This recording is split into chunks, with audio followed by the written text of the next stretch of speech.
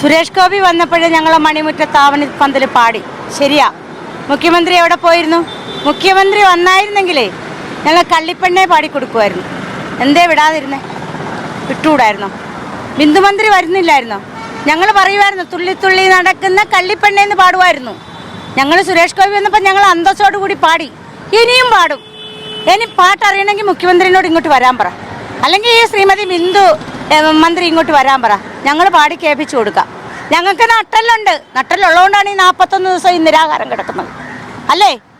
അല്ലെങ്കിൽ കിടക്കുമോ? എന്തേ ഈ 41 ദിവസം ഡൽഹിയിലും അവിടെ ഇവിടെയൊക്കെ പോയി ചുറ്റിക്കറങ്ങിയല്ലോ. എന്തേ ഇവിടെ ഈ കാലിൻ്റെ ചോട്ടിലൊന്നും വന്ന് നോക്കാതിരുന്നേ?